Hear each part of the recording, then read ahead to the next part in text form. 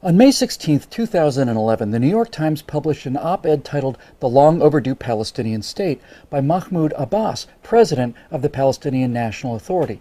In that piece, Abbas called for the United Nations to formally recognize a Palestinian state based on the pre-1967 borders, regardless of negotiations with the State of Israel.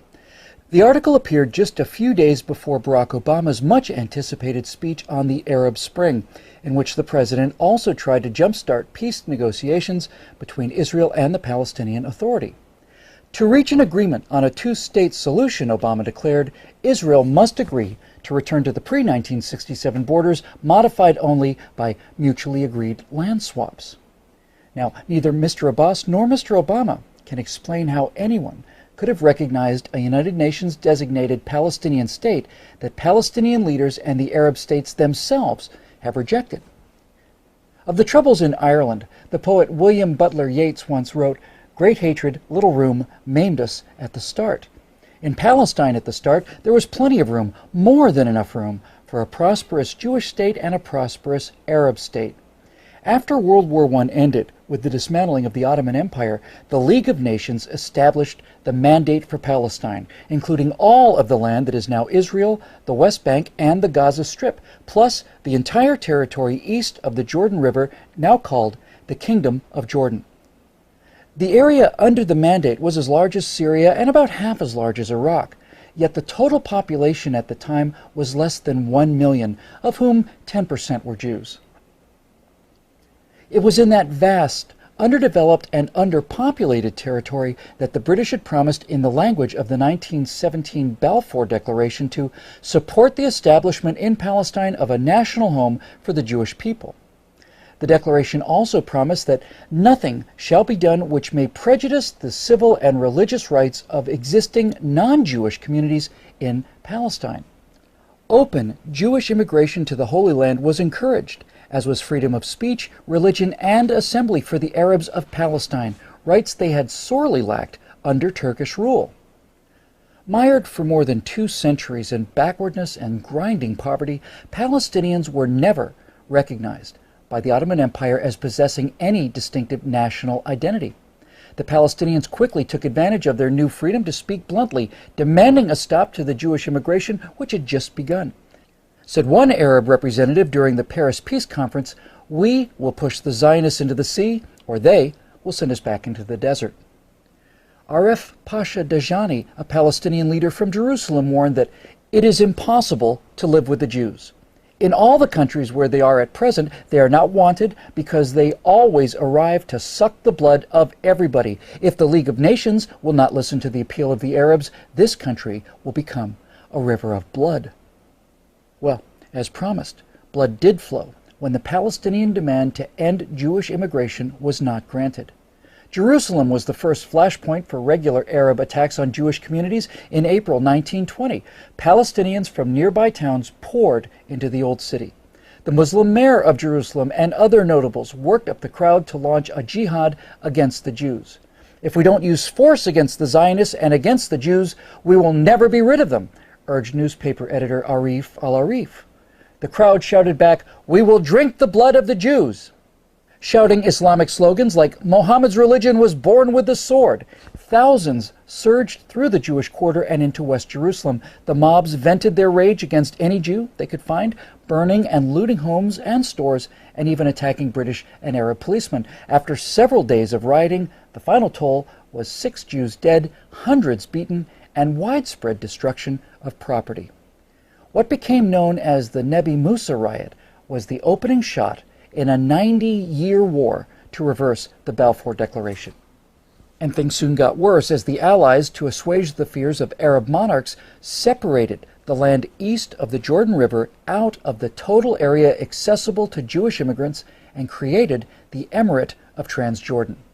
Reconciling the aspirations of Arabs and Jews became far more tenuous after the Balfour Declaration had to be carried out in the truncated area of Palestine from the Jordan River to the Mediterranean Sea. There was now much less room and a great deal more hatred. The decades that followed were marred by perpetual violence against the Jews both in Palestine and in Europe. The two were often linked. Under the leadership of the Grand Mufti and President of the Supreme Muslim Council, Haj Amin al-Husseini, the Arabs of Palestine waged an endless jihad against their Jewish neighbors. When the British sent a royal commission to investigate a solution, the Jews, represented by Chaim Weizmann, pressed for a partition of the territory into two states, even if the territory assigned to the Jews was the size of a tablecloth. The Peel Commission's final report, published in July 1937, proposed such a division. The Jews were offered an independent state in a small enclave along the seacoast from Tel Aviv to the north of the country, constituting about 20% of the remaining Mandate territory, while the Palestinian Arabs would get 80% for their own state. Desperate for any means to be able to bring in large numbers of the endangered European Jews, the Zionists reluctantly accepted the Commission's partition plan. Led by the Mufti, the Arabs rejected partition out of hand and pressed on with the armed revolt against the Mandate. The British succeeded in putting down the violence for a time. Al-Husseini was sent into exile, ultimately in Hitler's Nazi Germany, where he lived as a special guest of the Führer. But severe limitations were placed on Jewish immigration to the Holy Land in the years leading up to the Holocaust that undoubtedly directly led to the death of many thousands of European Jews. Now, following the atrocities of the Second World War, Britain relinquished authority over the Mandate to the newly formed United Nations. The UN created yet another commission to try to figure out what to do with the contested territory. The United Nations Special Committee on Palestine recommended, by a vote of 7-3, yet another two-state solution, another partition plan to the General Assembly. This plan would have seen the territory divided almost equally between Jews and Arabs. Once again, the Zionists made public their acceptance of the proposal, and once again, Arab officials announced that any partition would be met with rivers of blood.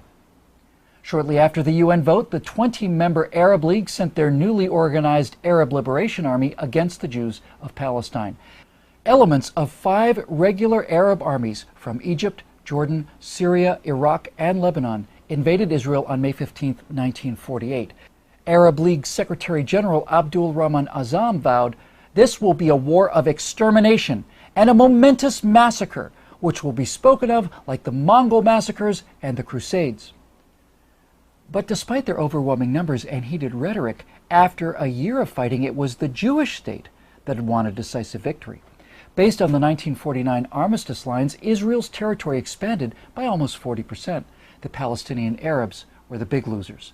For the second time in 10 years, their leaders rejected a partition plan that would have given them independence and more land designated for their state than for the Jewish state. Instead, they ended up with nothing, and 650,000 Palestinians became refugees. Jordan's King Abdullah sent his Arab legion to occupy the Palestinian West Bank and annex the territory to his kingdom. Egypt took the Gaza Strip and for the next 18 years denied Palestinians any civil rights. It never occurred to the rulers of Jordan or Egypt to create a state for the homeless Palestinians, nor did new Palestinian leaders like Yasser Arafat protest this occupation of their land by foreign rulers. Now, 3 times in the past decade, Israeli prime ministers have offered Palestinian leaders an independent state, far more generous than anything Jordan and Egypt ever allowed when they controlled the West Bank and Gaza.